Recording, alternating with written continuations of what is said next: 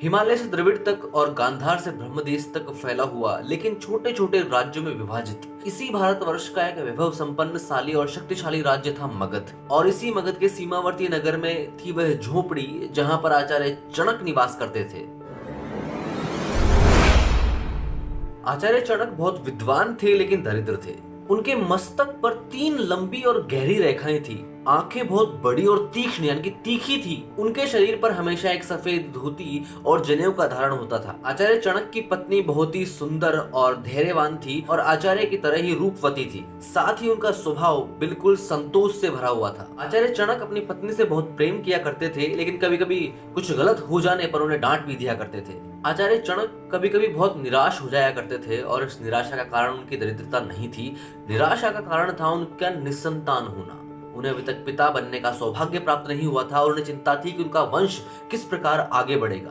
मां बनने के लिए उनकी पत्नी ने भी कई सारे प्रयास किए थे। सभी देवताओं से प्रार्थना की, टोने टोटके किए और साधु महात्माओं से बातचीत की, उनसे आशीर्वाद लिया, लेकिन अब तक उन्हें इसमें सफलता नहीं मिल पाई थी। तो सबसे बड़ी बात थी कि उनका निसंतान होना और यही निराशा उन्हें खाए जा रही थी।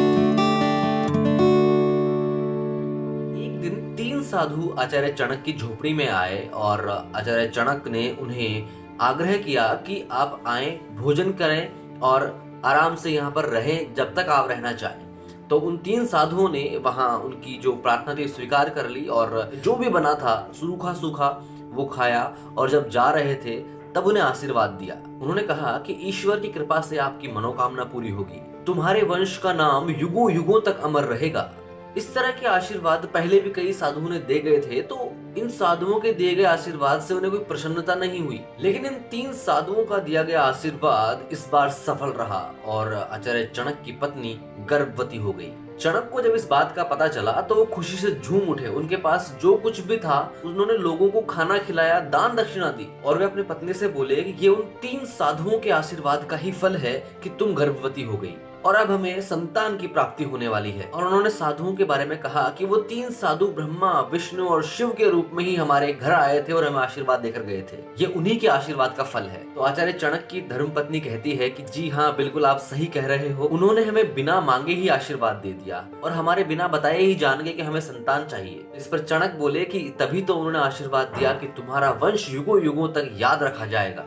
चणक कहते हैं कि मुझे याद है कि उन्होंने कहा था कि तुम्हें पुत्र की प्राप्ति होगी, यानी कि तुम्हारा जो वंश है, वंश कैसे बढ़ेगा? पुत्र से। और जब पुत्र की प्राप्ति होगी तो तुम्हें तुम्हारे घर में किलकारियां सुनाई देंगी, खुशियां आएंगी और तुम हमेशा खुश रहोगे और तुम्हारा जो वंश है वो युगों युगों तक याद रहेगा। इस बात को सोच सोचकर उन दोनों को रात भर नींद नहीं आई और जब तक संतान की प्राप्ति नहीं हुई तब तक वे अपने पुत्र के बारे में कई प्रकार के सपने देखना शुरू कर चुके थे। तो इन्हीं सपनों में ब्राह्मण दंपत्ति खो गया और अब जो आगे हुआ है वो आपको बताएंगे हमारे अगले वीडियो में। तब तक के लिए बने रहिए हमारे साथ। इस चैनल को सब्सक्राइब कीजिए, हमारे इंस्टाग्राम पेज को फॉलो करें और आपके बहुमूल्य कमेंट्स हमें दें ताकि हम आपके लिए अच्छी अच्छी बातें आचार्य चाणक्य से जुड़ी हुई लेकर आपके सामने हाजिर हो सके। जय हिंद, जय भारत।